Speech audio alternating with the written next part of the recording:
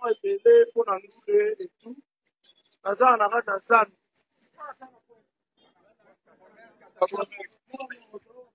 Commerce Kassabou, on a quoi commerce Kassabou? Ça les gens les bien. Ça très bien, très bien.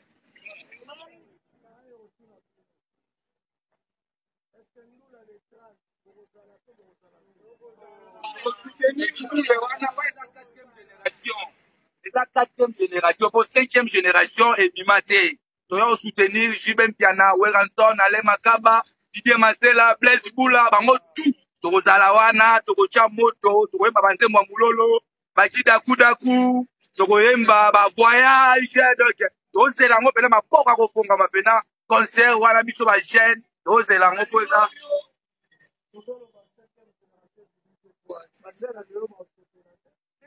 Cinquième génération exacte, bango ba uta pa ya batu. Jiba bima ye moko, Wera bima ye moko na quatrième génération. Oh non, ça bête pas mutu, abeti musique na ye, eza cinquième génération te. Si les autres ont la quatrième génération, JP Wera ale makaba bakangi mboka oyo. Concert à l'écran juillet tozawana, nongo sa toza Yango mebele te, pas même $5.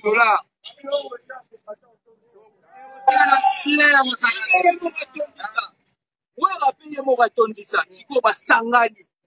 2 personnes wana, 2 autres. Tout le sont l'Obama na Kinshasa.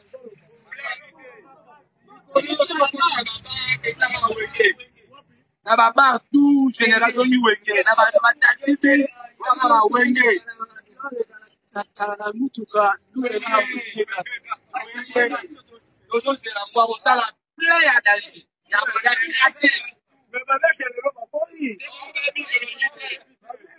idéologie ta avec le nom idéologie c'est ba musique moko boye ya ba bêtise ba yo ka ntembo ka ba mulolo lokola ba voyage hein bongo banzembo bandoka bêtise na kati lelo koma o finanga boye salanga boye wengende masolo akangi bango nyonso mutu akolobela oko aza te conseil bango ezala plein à plein biso tozala wenge so tali pena génération na biso ba génération wenge même na ba âge même na ba niveau on a déjà donc nulle part ailleurs Toute génération wenge.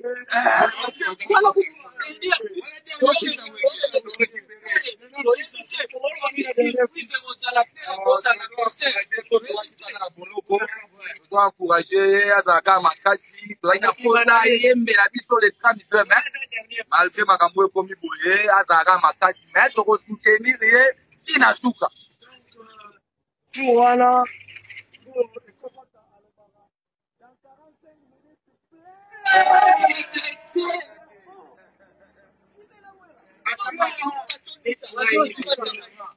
ntina na ide nanga bakotikala kaka apeteli biso simwa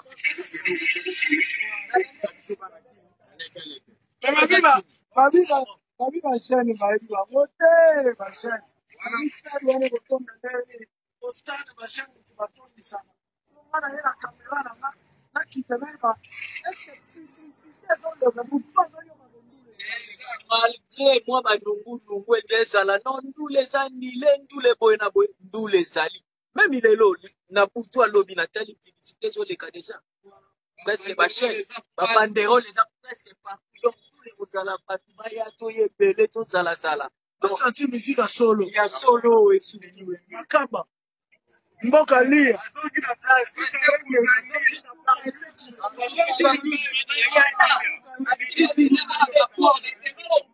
baloba miziki ezali toyebi bakadia bazali bape moko boya mikolo balinga te bapeti baprogrese mais réconciliation awenga après 25 ans bakobeta ndula danger biso bachaine plein à plein Est-ce que basoliste ya lelo akotelema neti na basoliste bamakaba alobi owenge apporta rien na musique komisa bango wenge apporta nini bano babima na wenge bana bon chic bon jack bana baye na 4e génération bavie lokwa bavie ya mikolo bamisi bakoma ekaka baanimateur bazalaki batalaku mais ntango kaluja ye ekokota ye bakoma bana ye baanimateur mais tobemo batalaku baso basalaku te bakoma so baanimateur bakokoyemba donc baloba mingi te le 30 juin masolo kitoko tozala wana tosoutenir wenge na biso mpo toa génération wenge tosoutenir wenge ntina suka mpe ple ekobetama basuka ndenge wana te babima bango moko bauteteke o na zaiko o wate babima bango moko bana moko molangi ya pembe babima bakartona baza te mpe bane shedi ya 6 jours awa baya lekani mpe bakoka le makaba bakoka bapikare bapatia kusangila badide masela mboka lia kozala wana balembo ya kitoko ekobetama donc olingi nga nalela yo na monoko nini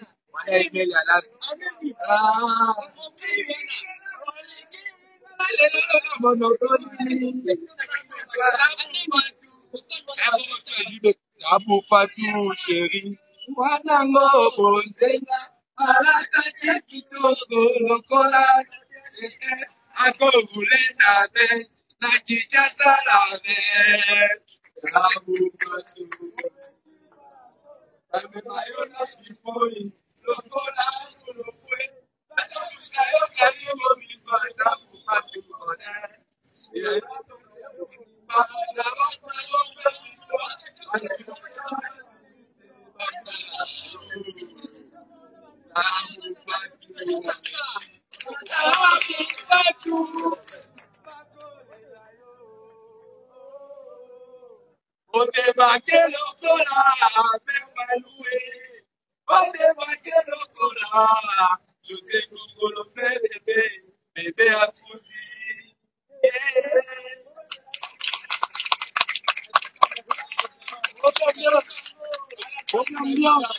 Kinshasa eza kopela bakosa bino te lelo ekoki kokundisa kala te okala moto esala kala moto esala koma yo lelo olingi okundisa kala okoka te otelemela yo tolingi vraiment bato tu bazala uni nouvelle génération oya nde tomona ndeni misike banaa kobeta na bainstrument musicien aza kobeta azobimisa mayele na ye ya mayele ya boîte à rythme te mayele ya studio te mayele ya makambo wana te polia tozala uni otina kokombattre wenge ndenge boza kokombattre wana parce que ekoleka te bana kini wenge ekotondisa to ekotondisa te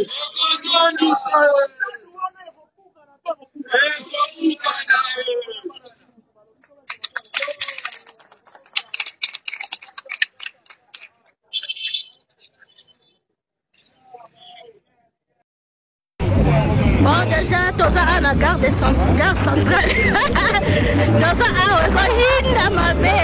Carnaval n'est pas là. Donc, il y a pas le vendredi, le 24, le samedi. On passe à la carnaval. Donc, le samedi, déjà, on a YouTube, on a la place.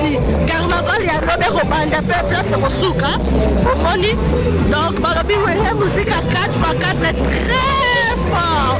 Rendez-vous, ça c'est Moko le 30 juin 2022 dans le stade de Martyr avec Bana et Wenge. On a Souka la Bilenga.